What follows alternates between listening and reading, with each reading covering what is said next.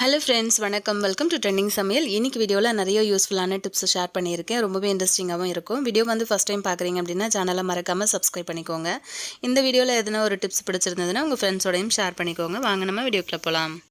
நம்ம இப்போ first tip என்னென்னு பார்க்கலாம். பொதுவாக நம்ம வந்து தோசைக்கல் வந்து அதிகமாகவே யூஸ் பண்ணிகிட்ருப்போம். ஸோ அந்த மாதிரி தோசைக்கல் வந்து யூஸ் பண்ணும்போது பார்த்திங்கன்னா இந்த மாதிரி அந்த சைடு ஓரங்களில் நிறைய அப்படியே அந்த எண்ணெய் பிசுக்கு ரொம்ப அதிகமாக சேர்ந்துட்டு ஒரு மாதிரி பட்டையாக நமக்கு வந்து அது பிடிச்சிட்ருக்கும். இதை வந்து க்ளீன் பண்ணணும் அப்படின்னா நம்ம ரொம்பவே டைம் எடுக்கும் இல்லையா? இதை ஜஸ்ட்டு நம்ம வந்து ஒரு நிமிஷத்தில் எப்படி ஈஸியாக க்ளீன் பண்ணுறதுன்னு பார்க்கலாம். இதுக்கு வந்து நம்ம வேறு எதுவுமே யூஸ் பண்ணியே தேவையில்லை. இதுக்கு நான் என்ன எடுத்திருக்கேன் அப்படின்னு பார்த்தீங்கன்னா, ஸ்டவ் ஆன் பண்ணி நான் இந்த மாதிரி கல் அடுப்பில் வச்சுருக்கேன். கல் வந்து லைட்டாக சூடு ஏறுற மாதிரி பார்த்துக்கோங்க. ரொம்ப ஹைலெல்லாம் வைக்க வேண்டாம். லிமிட்டாகவே நீங்கள் வந்து ஸ்டவ் ஆன் பண்ணி வச்சுக்கோங்க. இந்த மாதிரி நல்ல ஷார்ப்பான ஒரு கத்தி எடுத்துக்கோங்க. அதுக்கப்புறம் வந்து பார்த்திங்கன்னா, இப்போ நான் பண்ணுற மாதிரி அந்த ஓரங்களை வந்து லைட்டாக அந்த மாதிரி வந்து கத்தியில் இப்படி எடுத்துகிட்டே வந்தீங்க அப்படின்னா உங்களுக்கு ரொம்ப ரொம்ப ஈஸியாக அதில் பிடிச்சிட்ருக்க அழுக்கு அந்த ஸ்ட்ராங்காக பிடிச்சிட்ருக்கோம் பார்த்தீங்களா, நல்ல எண்ணெய் பிசுக்கு அது எல்லாமே சூப்பராக உங்களுக்கு வந்து ரிமூவ் ஆகி வந்துடும். இதுக்காக அப்படின்னு சொல்லிட்டு நம்ம வேறு எந்த மாதிரியான லிக்விடு ஐட்டம்ஸ் எதுவுமே வந்து சேர்த்து க்ளீன் பண்ணியே வேண்டாம். வாரத்தில் ஒரு தடவையோ இல்லை 10 days ஒன்ஸ் வந்து நீங்கள் இந்த மாதிரி வந்து க்ளீன் பண்ணி விட்டுடலாம். எந்த காரணத்துக்காகவும் நம்ம வந்து தோசைக்கல்லுக்கு நடுவில் வந்து இந்த மாதிரி கத்தி வந்து யூஸ் பண்ணவே கூடாது. நடுவில் எதுவும் உங்களுக்கு இந்த மாதிரி கரை பிடிச்சிருக்கு அப்படின்னு சொல்லிட்டு நீங்கள் கத்தி எதுவும் வச்சு தேய்க்க ஆரம்பிச்சிட்டிங்க அப்படின்னா உங்களுக்கு தோசை வந்து சரியாக வரவே வராது. ஸோ அதனால நீங்கள் எப்போவுமே அந்த ஓரங்களை மட்டும் ஸ்டவ் ஆன் பண்ணி கல் வந்து லைட்டாக சூடானதுக்கப்புறமா இந்த மாதிரி ஓரங்களை வந்து எடுத்து விட்டிங்கன்னா ரொம்ப அழகாக உங்களோட தோசைக்கல்லை நம்ம வந்து க்ளீன் பண்ணி எடுத்துடலாம். எப்போவுமே வந்து பார்த்திங்கன்னா நம்ம சோப்பு போட்டு ரெகுலராக நம்ம பாத்திரம் கழுவுற மாதிரி தோசைக்கல் வந்து வாஷ் பண்ண முடியாது இல்லையா? ஸோ அடிக்கடி வாஷ் பண்ணோம் அப்படின்னா நமக்கு தோசை வந்து சரியாக வரவே வராது. கண்டிப்பாக உங்களுக்கு இந்த ஐடியா பிடிச்சிருக்கும்னு நினைக்கிறேன். ரொம்ப சிம்பிளாக தான் இருக்கும், ஆனால் ரிசல்ட் வந்து பக்காவாக இருக்கும். ஸோ கண்டிப்பாக ட்ரை பண்ணி பாருங்கள். இப்போ நம்ம அடுத்த டிப் என்ன அப்படின்னு பார்க்கலாம். நம்மள நிறைய பேருக்கு வந்து பார்த்திங்க அப்படின்னா இட்லி வந்து நல்லா புசு புசுன்னு வரல அப்படின்னு சொல்லிட்டு நிறைய டைம் நம்ம வந்து யோசிச்சிருப்போம். அதுக்கு முக்கியமாக ஒரு காரணம் என்ன அப்படின்னு பார்த்தீங்கன்னா, நம்ம வந்து வாங்குகிற உளுத்தம் பருப்பு வந்து குவாலிட்டி இல்லாமல் இருக்கும். அதிகமான அளவில் உபரி கொடுக்காமையும் இருக்கும். அதுக்காக நம்ம உளுத்தம் பருப்பு ஊற வைக்கும் போது நீங்கள் அரைக்கிறதுக்கு ஒரு அரை மணி நேரத்துக்கு முன்னாடி உளுத்தம் பருப்பை நல்லா வாஷ் பண்ணினதுக்கப்புறம் இந்த மாதிரி ஃப்ரிட்ஜில் வந்து வச்சுருங்க. ஒரு 1/2 hour கழித்து நீங்கள் வந்து அரைக்க போகிறீங்க அப்படின்னா இந்த மாதிரி ஃப்ரிட்ஜில் வச்சு எடுத்துகிட்டு நல்லா அந்த சில்லுன்னு இருக்கும் பார்த்தீங்களா, அந்த டைமில் அந்த தண்ணியோடு சேர்த்து நீங்கள் கொஞ்சம் கொஞ்சமாக உளுத்தம் பருப்பு சூடாகாமல் கிரைண்டரில் நீங்கள் வந்து அரைச்சி பாருங்கள். உளுத்தம் பருப்பு வந்து உங்களுக்கு உபரி இல்லாத உளுத்தம் பருப்பாக இருந்தால் கூட உங்களுக்கு வந்து நல்ல புசு புசுன்னு உங்களுக்கு நல்லா பொங்கி வரும். இந்த மாதிரி நீங்கள் அரைச்சதுக்கப்புறம் நீங்கள் வந்து அரைக்கிற இட்லி மாவோட நல்லா மிக்ஸ் பண்ணி வச்சிங்க அப்படின்னா நல்ல புசு புசுன்னு இட்லி வந்து உங்களுக்கு சூப்பராக கிடைக்கும். ஃப்ரிட்ஜில் வைக்க நம்ம உளுத்தம் பருப்பை மறந்துட்டோம் அப்படின்னாலும் நம்ம கவலைப்பட தேவையில்லை. ஐஸ் வாட்டரோ அப்படி இல்லைன்னா ஐஸ் கட்டியோ உங்ககிட்ட இருந்தது அப்படின்னாலும் மாவு அரைக்கும் போது இந்த மாதிரி நீங்கள் கொஞ்சம் கொஞ்சமாக அந்த ஐஸ் கட்டியும் ஐஸ் வாட்டர் வந்து சேர்த்து அரைச்சிக்கலாம். அரைக்கும் போது உளுத்தம் பருப்பு சூடாகாமல் நல்லா புசு புசுன்னு உங்களுக்கு இந்த மாதிரி பொங்கி கிடைக்கும். நல்லா வெண்ணெய் கட்டி மாதிரி உங்களுக்கு இருக்கும். இந்த மாதிரி அரைச்சதுக்கப்புறம் நீங்கள் இட்லியில் வந்து சேர்த்துட்டு இட்லி ஊற்றி பாருங்கள். உங்களுக்கு இட்லி வந்து செம சூப்பராக வரும். கண்டிப்பாக ட்ரை பண்ணி பார்த்துட்டு சொல்லுங்கள். இப்போ நம்ம அடுத்த டிப் என்னென்னு பார்க்கலாம். அந்த மாதிரி மட்டன்லாம் நம்ம வந்து வாங்கிட்டு வரோம் அப்படின்னா சில சமயங்களில் அந்த மட்டன் சரியான விதத்தில் நமக்கு வந்து வேகாது. ஸோ அந்த மாதிரி வேகலை அப்படின்னா நமக்கு திரும்ப திரும்ப நம்ம விசில் வச்சு அதை வந்து வேக வச்சுட்டே இருக்கிற மாதிரி இருக்கும். அதுலேயே நமக்கு வந்து ரொம்ப டைமும் வந்து அதிகமாக எடுக்கும். இதுக்காக நீங்கள் வந்து மட்டன் வேக வைக்கும்போது நீங்கள் என்னென்ன மசாலாலாம் வந்து சேர்க்குறீங்களோ அந்த மாதிரி எல்லா மசாலாவுமே இந்த மாதிரி சேர்த்துக்கோங்க.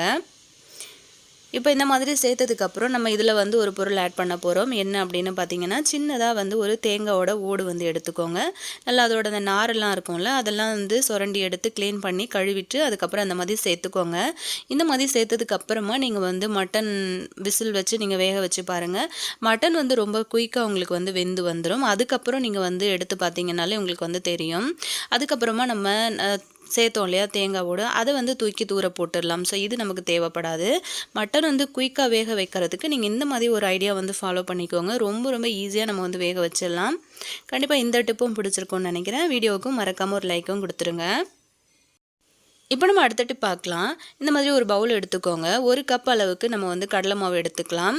கடலை மாவு சேர்த்ததுக்கப்புறம் கொஞ்சமாக ஒரு பிஞ்ச் அளவுக்கு இந்த மாதிரி உப்பு சேர்த்துக்கோங்க. நம்ம எந்த ஸ்வீட் ரெசிபி செஞ்சாலுமே கொஞ்சமாக இந்த மாதிரி ஒரு பிஞ்ச் அளவுக்கு உப்பு வந்து சேர்த்துக்கிட்டோம் அப்படின்னா டேஸ்ட்டு ரொம்ப சூப்பராக இருக்கும். இப்போ இதை வந்து நம்ம கரைக்கிறதுக்கு தண்ணி வந்து தனியாக எடுத்து வச்சுக்கலாம். அதுக்கு முன்னாடி கொஞ்சமாக கேசரி பவுடர் சேர்த்துட்டு இந்த மாதிரி கலந்து கொடுத்துருங்க.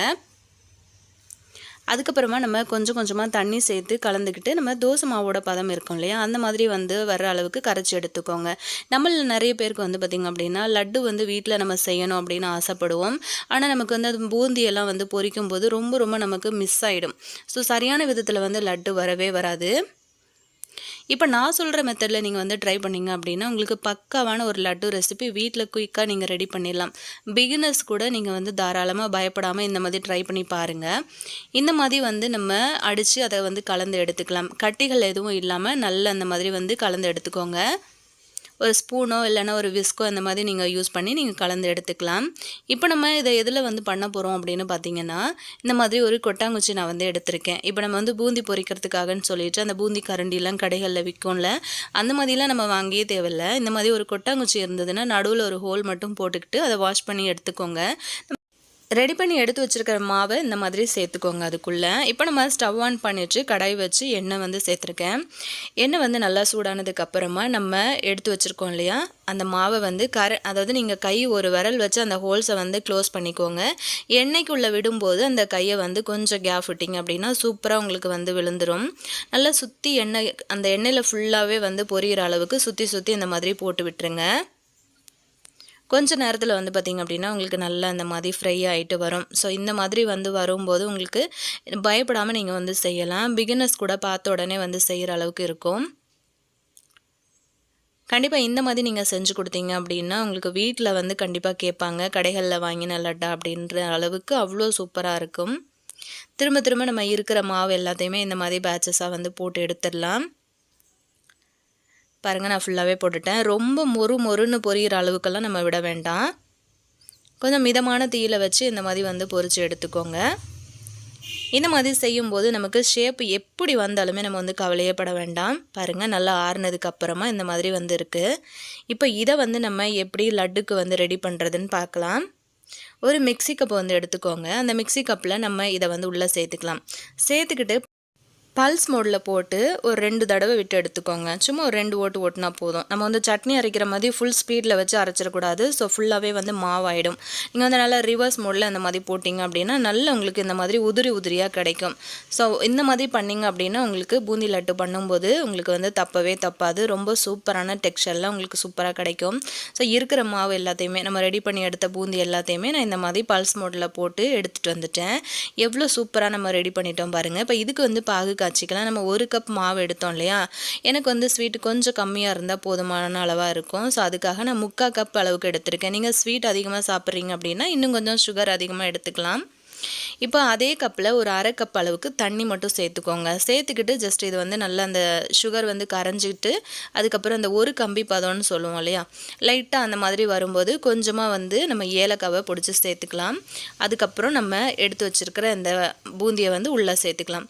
சேர்த்துக்கிட்டு ஒரு 2 நிமிஷத்துக்கு வந்து நல்லா விட்டு இந்த மாதிரி கலந்து கொடுத்துருங்க.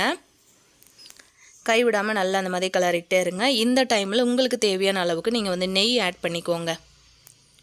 உங்களுக்கு நிறைய நெய் சேர்க்க பிடிக்கும்னா அது மாதிரி நீங்கள் சேர்த்துக்கலாம், உங்களோட ஆப்ஷன் தான். நல்லா அந்த மாதிரி சேர்த்ததுக்கப்புறம் பாருங்கள், நல்லா கொஞ்சம் அப்படியே ட்ரை ஆகிட்டே வருது இல்லையா, சுகர் வந்து நல்லா ட்ரை ஆகிட்டு வரும்போது நல்லா அந்த மாதிரி கலந்து கொடுத்துருங்க. கலந்து கொடுத்ததுக்கப்புறமா நீங்கள் லட்டில் வந்து என்ன மாதிரியான ட்ரை ஃப்ரூட்ஸ் வந்து சேர்க்க விரும்புகிறீங்களோ அது வந்து நீங்கள் சேர்த்துக்கலாம்.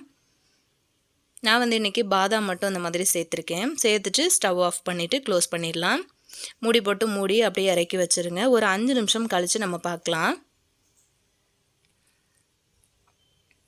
பார்த்தீங்கன்னா நல்லா சூப்பராக உங்களுக்கு வந்து ரெடியாகி வந்திருக்கும்.